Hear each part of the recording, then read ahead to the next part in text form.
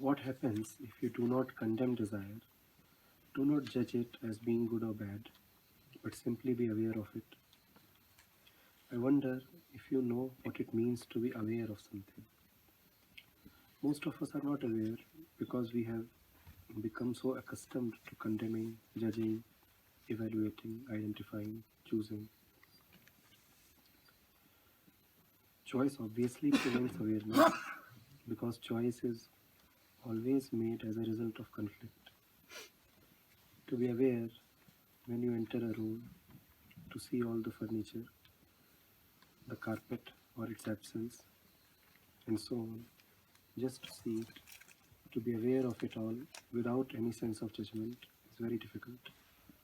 Have you ever tried to look at a person, a flower, at an idea, an emotion without any choice, any judgment?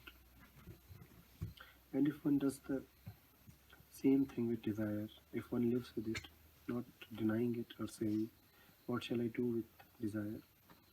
It is so ugly, so rampant, so violent. Not giving it a name, a symbol, not converting it, not covering it with a word, then is it any longer the cause of turmoil? Is desire then something to be put away, destroyed? We want to destroy it because one desire tears against another, creating conflict, misery and contradiction, and one can see how one tries to escape from this everlasting conflict.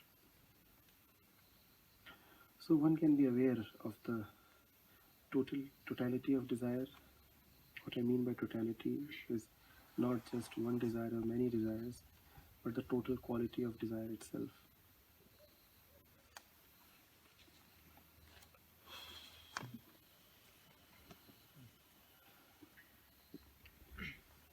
It must be quite clear that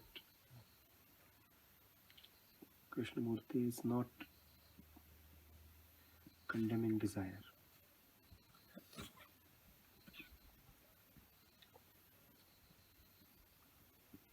He's just asking for something quite simple and natural. He's saying just know the whole process of your urges, thoughts, actions, and the result of action. Just know.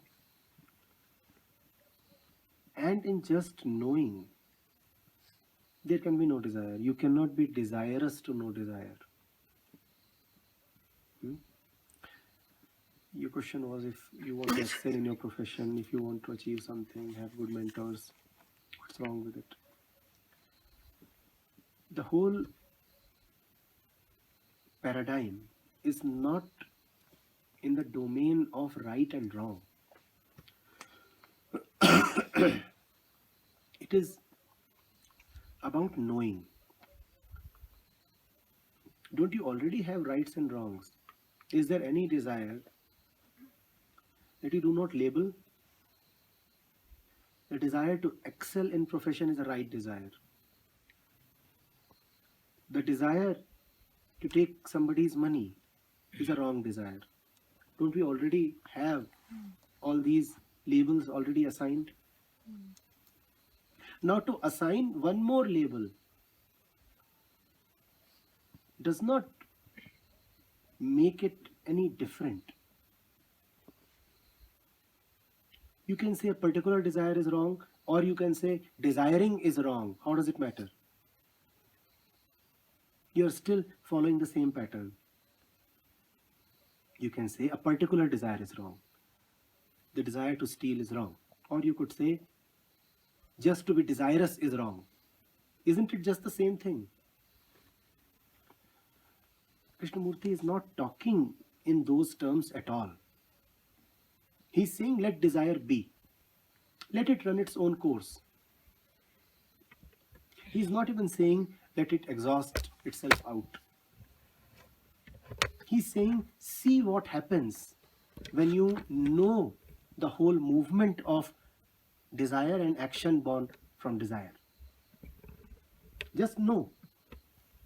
There is no need to block desire. Blocking desire is just another desire. Now, you are contradicting yourself if you are saying you want to block desire. Could you block desire? First of all, you would have blocked the blockage itself. You couldn't do that. So, continuing with the desire, you are claiming that you want to block desire. He's saying, don't do it, not because it is wrong, but because it is self-contradictory and hence stupid. It's not wrong. The desire, to be free of desire, is neither right nor wrong. It's just another desire. Another desire that wants to take the name of desirelessness and hence is fake. Are you getting it? The body and the mind are what we are so identified with. Practically, that is what we are. To be human is to live in desires. But to be human is also to know. One is the sky, the other is the earth. One is the periphery, the other is the center. Let the desires be there. They have every bit the right to arise. What is the quality of your desire? Depends on the quality of your life. If your life is the life of sanctimony, the life of a prude, then all the time you will be busy sanctioning yourself, blocking and curtailing yourself. If your life is of blind indulgence, then you would be stoking desire in other forms.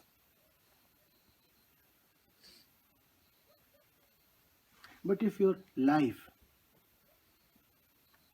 is of calm, still knowing, then there would be desire without you being a slave to the desire. And even if then you would allow the desire to rule, the desire would rule as per your allowance. Let the desire be. As one lets a baby be or a monkey be, one does not go to discipline them all the time. Or does one do that?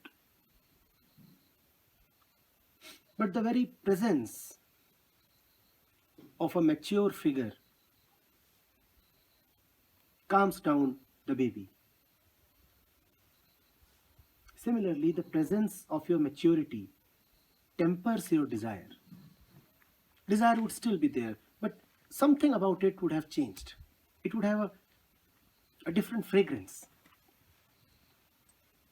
You would still want to eat. You would still want to meet someone. You would still want to reach and achieve. There would be something different about it. You cannot cut away life from desires. They will be there. Yes, but they will not be there at the center. The center would be something else. Around that, let the desire dance. Desires rising, desires falling, desires holding each other's hands.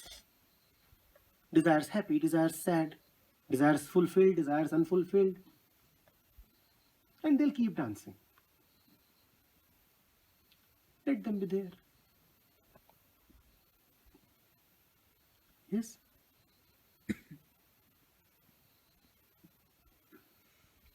Just know that you are desirous. Just know. This knowing itself is great freedom. This knowing does not kill desire. We are not talking of desirelessness. This knowing does not kill desire. It elevates desire. It brings a different touch to the desire. It sublimates it. Hmm? We have heard so often about being desireless. It's better, far better, to be desire free.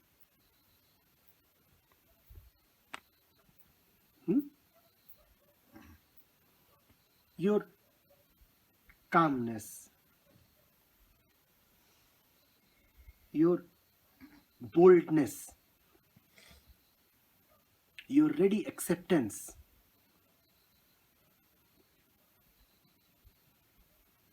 would turn even those desires that you call as ugliest into something very beautiful. You'd probably still go to that man or woman. The desire would still be there to meet that person, but the relationship would have changed. Killing desire would mean killing the relationship. No. You live in relationships. Why kill relationships? You'd still go to meet that woman. But now the meeting would have something of the beyond in it. You'd still want to rise and do well in life. But now the meanings of the words rising, doing well would have sublimated. Yes? Desire need not be killed. Desire just needs to be touched.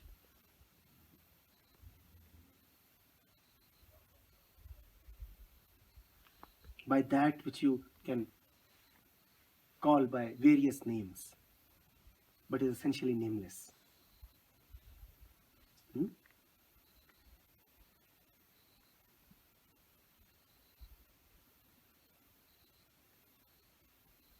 Don't chase desires and don't chase away desires.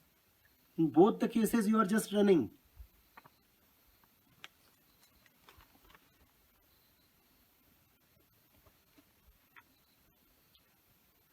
Desire is wonderful, and there is nothing threatening or sinister about them, provided you stand still in that whole movement.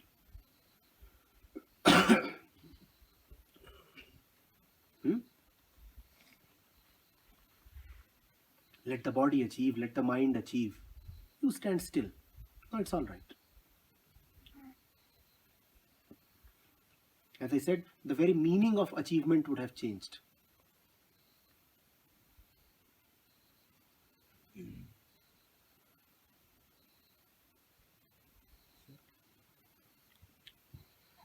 Like knowing desires, understanding them, their processes, you're saying it sublimates the desire. Yes. I don't really understand what that is, but it can be said that your attitude towards what you're doing, like You can say that. You can no say more that. feel bad while The whole thing changes. the flavor. That example is quite pertinent. You are a young man, you want to go to a woman. It's not about killing the desire or the relationship. It's about elevating it. Why must the relationship be just carnal? Why can't you still go? But go in a way that is more loving, more considerate, better for both you and her. Yes? So the desire still is there. But now it has a different thing. And a feeling of wrongness attributed to the desire, let us not understand it. But you're saying if one has to understand desire, the entire mechanism, if one understands it, then things like becomes Actually, we already all understand it because we experience it. We are the ones in whom desire is born. We are the ones who act in a desirous way, and we are the ones who bear the results of desire. So we know all of that, but we suppress that. If you don't suppress, then experience itself is realization. Don't you know the birth of desire? Don't you know how sensations account for desire? Don't you? Don't you know how memories and experiences are related to desire? Have you not seen that repeatedly every day, all your life? So there is nothing left to be understood. What is needed is that you don't feel afraid of what you already know.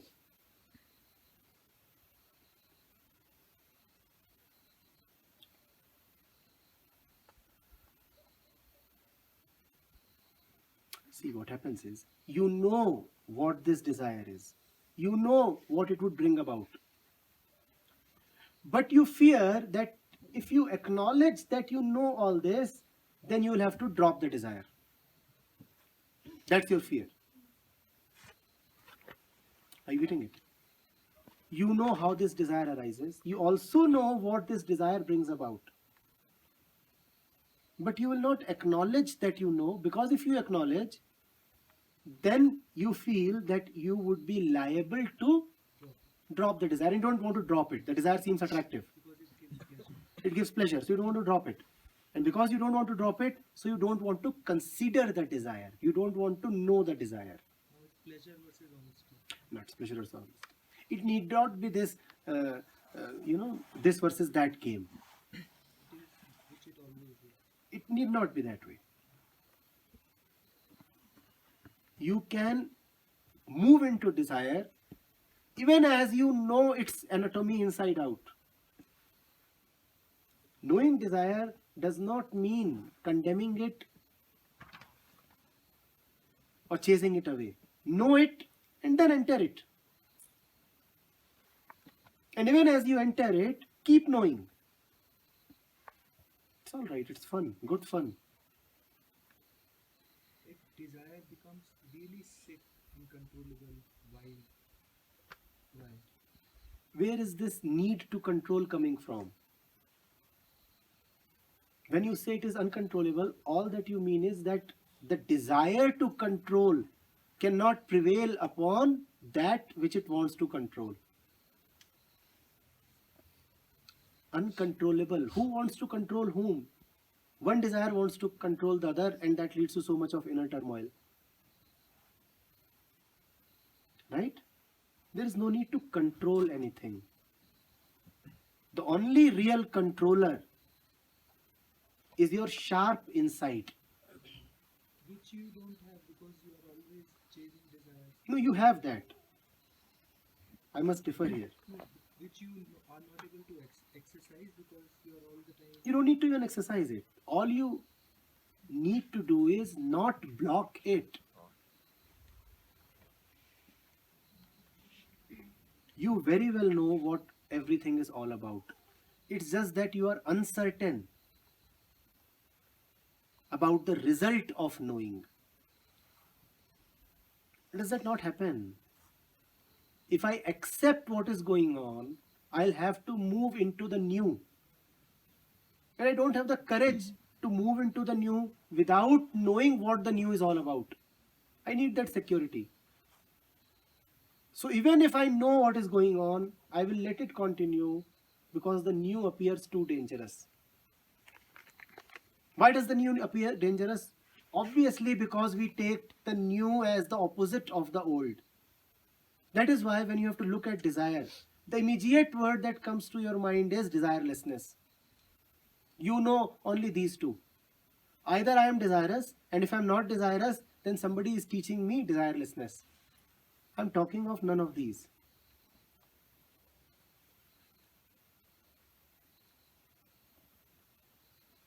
Being free of desire means being free even in the presence of desire. Letting desire be and letting yourself be. In a situation where the desire could be in a state of a person who's not in a stable mental state and may cause self-inflicted harm, even maybe leading up to suicide due to excessive depression. In this particular person's case, he may have a desire to harm himself or the suicide. Uh, how does he know uh, this desire, and how does, I mean, if he has to stop this desire, how does he know this desire to You see, the self-harm? symptoms are always local. We can talk of a particular situation as being a threatening situation or a sick situation, but the disease is never localized. He will not be able to know this situation if he does not know the song of the bird, his breakfast, his daily life. I repeat, the symptoms are always local, but the treatment has to be total.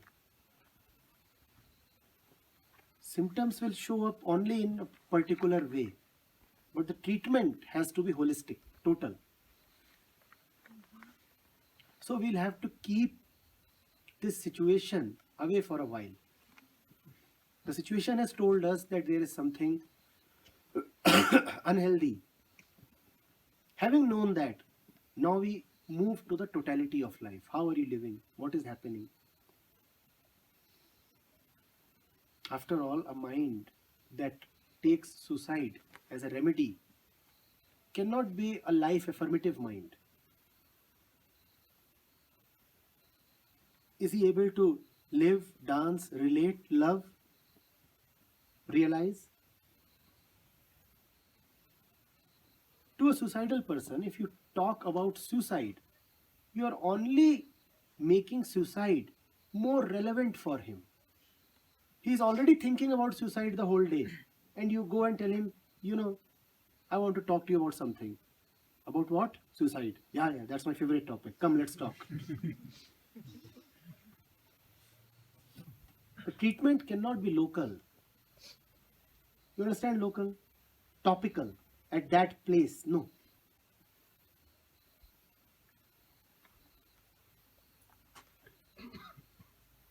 Relate to him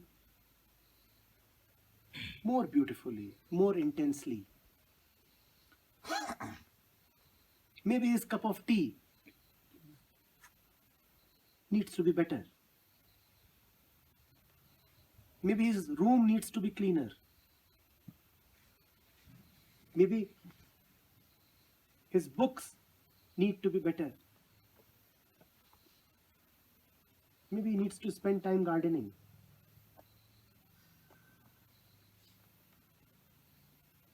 He may do well with a new language or a new sport or dance classes or violin.